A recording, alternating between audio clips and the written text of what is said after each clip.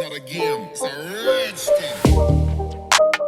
What's up, y'all? This is Tasha. I am back with another little chit chat for Love and Marriage Huntsville Season 6. This is episode 11. this this franchise here, honey, the mess that ensues. Let's just jump right into it. Y'all know the vibes. If you're not subscribed, hit the subscribe button below. Comment in the comment section below, because I like to know y'all thoughts on if y'all agree with me, y'all don't agree with me, I missed something. Just let me know what's happening, okay? Because this episode basically picks up where the last episode left off, where, you know, the comeback group is still sitting in that meeting. Basically, to me, this feels like a meeting of Tisha and Marcel coming to inform everyone of what's happening, but not necessarily collaborate with what is happening, okay? Maurice essentially wants the comeback group. If we're going to do this thing that feels like the comeback group, it needs to be labeled under the comeback group, and it needs to be all or none. So all six of us or nobody needs to do it. I don't necessarily agree with that. While I do feel like this is the comeback group under new management, like they said last week, I also don't agree that it has to be a comeback group thing. If you just pay these people whatever their fees are for them to be present at this event, I think we can just be done with all of this back and forth, okay? So they bring up, of course, what Mel was basically the one that felt like she wanted to dissolve the comeback group the last time because she just, you know, wasn't seeing it. They really could never see eye to eye, so I don't blame her for wanting to resolve it, because it's like, what's the point of us having it if we keep having meetings and nothing comes up? We are just a group, and yeah, our group is in name only, but we're not doing anything, okay? So Mel basically shares, you know, she seems to not be completely 100% cut off from not being involved in the comeback group or anything like that. But she also, like, y'all don't push me. We're not going from 0 to 100 because, listen, a lot has transpired between these people. So Martell is at the point of confessionals, like, I'm okay with basically losing Mel. And Tisha was like, no, because if we lose Mel, then we lose Maurice. And of course, y'all know if y'all lose Maurice, y'all lose Kimmy. And basically, y'all just going to be left with Martell and who want to come see him, okay? So we then see Melody go to a pole dancing class with Miss Nell. They have a good time with the instructor with the body yada yada yada yada. Nell does ask Mel about, you know, these pictures that she posted. We see, you know, a young man's arm in the picture. We don't see anything else that, you know, who this man is that she's dating. Mel says that this is a really great guy. He really has everything, checks off all of her boxes and even more. She says he really makes her feel safe and protected. And she didn't even realize that was something she was missing in her previous relationship, of having a sense of protection. And child, as a woman, that sense of protection is everything, okay? She says she really kind of manifested this guy. She did not think it would happen so quickly. But when Nell asks if this is her prince, she says, yes, she really thinks so. Keep going slow at it like you have been, Mel. I do applaud you for not like putting it out there to anybody, not even people you feel that you're closest to, because you just don't know how that will play out on TV. But I think that's commendable, because the less people involved, the better. The more you can connect really with that person to see if they with you. And also, if things don't work out, you ain't got to explain to everybody, you know, why, you know, Terrence ain't around no more, because don't nobody know about Terrence but you. Okay, I'm here for it. So we then see Tisha and Marcel go visit an apartment. Now, because I don't understand whatever these renovations are that they are doing on this home, I don't understand this whole apartment hunting thing. For y'all to say y'all looking for somewhere that you can move into 6 months or less, what is the point? Because by the time you get settled into said apartment, it's then going to be time to move. It's not just the two of y'all. That would be different. But y'all moving yourself and children into a brand new space for 6 months or less, and then moving right back to where y'all are right now. Like, what kind of renovations are happening that y'all can't live in the renovation while it is happening? I don't understand, because this just seems like a whole waste of time for me. But Marcel and Tisha, while they're there talking, Marcel tells her, I'm thinking that me and MJ will just stay at the house, and basically you and the girls can stay here. And Tisha's like, no. We are a family. We will be under one roof. I'm not sure why you think that will fly, but that is not happening with me. And she starts to get frustrated. And of course, the minute she says that, in true Marcel fashion, this is his green light, ding, ding, ding, to gaslight Tisha, because that's what he does best. Essentially, he's like, oh, so that frustrates you. You remember how we was at the comeback meeting and how Mel frustrated you? That's essentially how I feel right now. Child, the way Marceau does this Scott man talk, because Maurice does the same thing. He's not as bad as Marceau, but he does the same thing. So whatever they was taught, they was all taught the same thing, and I hate it. Okay. I really hate that, Tisha continues to act like Maurice has never cheated. Maurice is faithful. Like, for you to continue to harp on that from the very beginning of this series to your actions and the things that you say, your actions show that you don't trust him. Your actions show that I can't trust you to be over at that house, even with our son, by yourself, because I think something gonna go down that's inappropriate.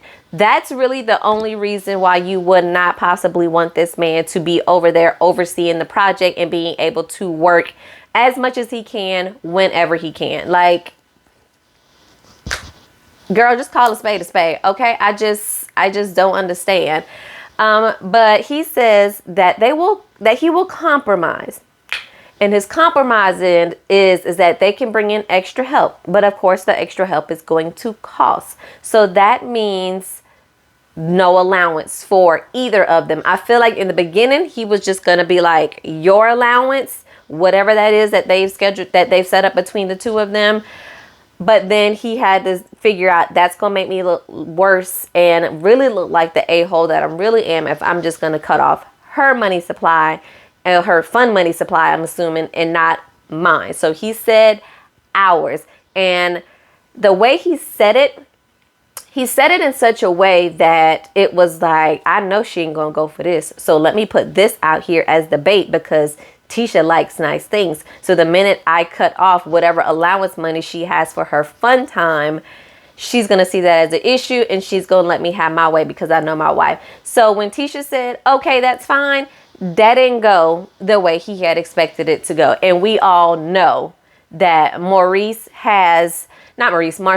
has a reason for everything that he does. He is so calculated in the way that he talks, especially to Tisha, that we knew that was his plan. That was going to be his ace in the hole. That was his big joker if he was playing spades of, this is how I'm going to get what I want. And Tisha was like, well, okay. So I appreciate her for seeing him for more so who he is these days compared to if we look at season 1 and season 2 and maybe even season 3. Like, Tisha used to be so gullible where I feel like now, while she goes along to get along, she has a little bit more wherewithal of like, this man playing with me and I'm gonna make him think I'm falling for it, but I'm really not. At least that's my hope, that Tisha has grown after these many seasons on this TV show, and hopefully she's watched the past episodes to see how this man treats her and shows up on camera, child. We then see Courtney meeting up with Marceau, where he is working on the space next to Black, which may end up being an upscale barbershop. Courtney asks for advice on working with family because, they just recently fired Stormy's cousin a few episodes ago. Marceau tells him how he had to fire Maurice at one point when he was letting his first wedding really stress him out, and then that was putting stress on him. Child, this whole meeting and conversation was just pointless. I feel like this was just a way for us to kind of get Courtney into the fold without Stormy being there. But y'all could have kept this because we did not need to see none of this, okay? So next, Mel and Tisha, they meet up. Tisha thinks Mel is just making up excuses as to why she doesn't want to participate in the Black Expo. They make small talk about their children and how things are going with the whole week on and week off with Mel and Martell. Mel does not share the custody battle information with Tisha, she says, because it's just a lot to explain, and somebody who hasn't gone through it really doesn't understand. And I'm like, yeah, that is a point, but also a point you can't trust Tisha and what she might say. So no, don't tell her your business in any way, shape, or form ever, okay? Tisha expects Mel to act the way she did in the past when it comes to business and their interactions. And I'm like, girl, what? have you forgotten everything that has transpired between the two of y'all, and then the three of y'all when we drag in your husband, and then the four of y'all when we bring in Martell? Like, have you forgot all the nonsense that has gone on between y'all? Wasn't it just the last reunion you called this girl a dark soul and, well, a devil in sheep's clothing? Like, Tisha, girl. We don't just control, alt, delete everything that was said and go back to, you know, being friends and just kind of doing whatever it is you want us to do, girl. No, that's not how this works, okay? Tisha says, you know, I focus on the end goal of, you know, it being for the community, and she basically wants Mel to be there. And I'm like, you can say that all you want, Tisha. The energy you was giving at the meeting was not, this is for the community.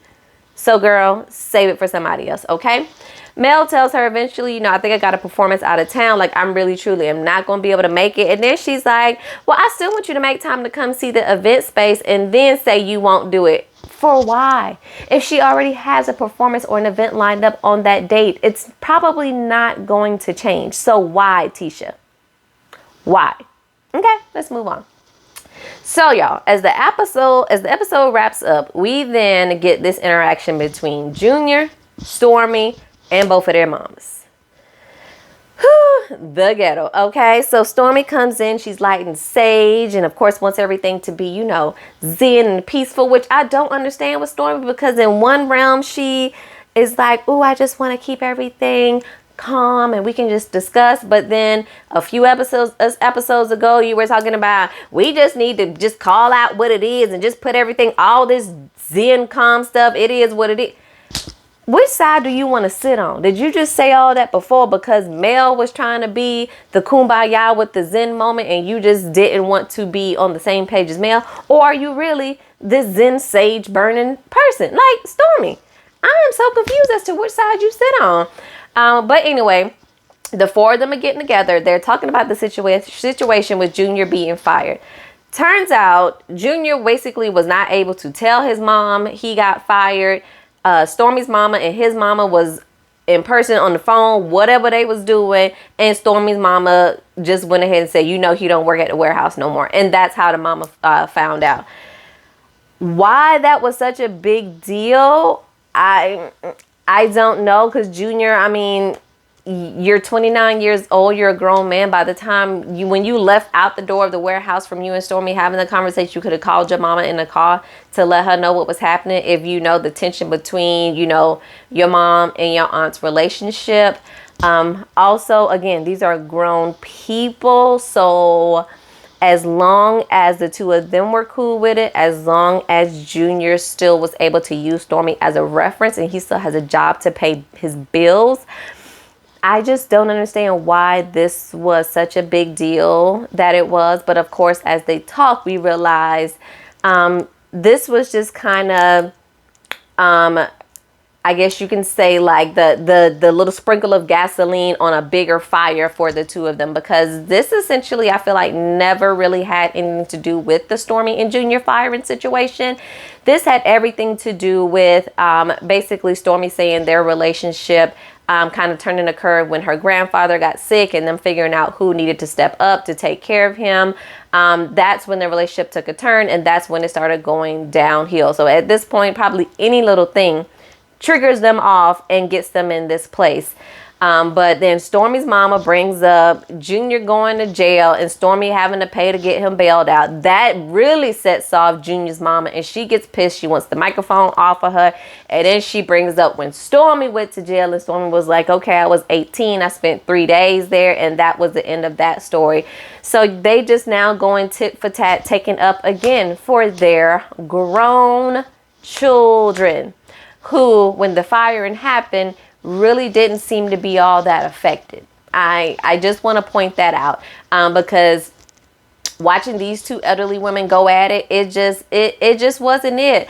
And let's just be completely frank. Stormy's mama has a terrible attitude. We saw it with Mel, and we're seeing it again with Junior and her sister. Like, people like her are the type of people just like, I am who I am and it just is what it is. Those people are not open to any type of growth of how they are making situations worse, and it is you and not other people. Like, if that was my mama, like, I would probably even have to cut her off, because that type of person in your life is completely toxic, and there is no way I would want that around myself. There's no way I would want that around my husband, my kids. Like, I would not want somebody that just seems to have all this negative energy around them and just pops off with attitudes and just lets any old thing fly out of their mouth all of the time. Like, ma'am, you are a little bit too grown for that. You are old enough to be able to know what is appropriate and how to filter yourself, whether you're talking to someone that you hate or someone that you love. Like,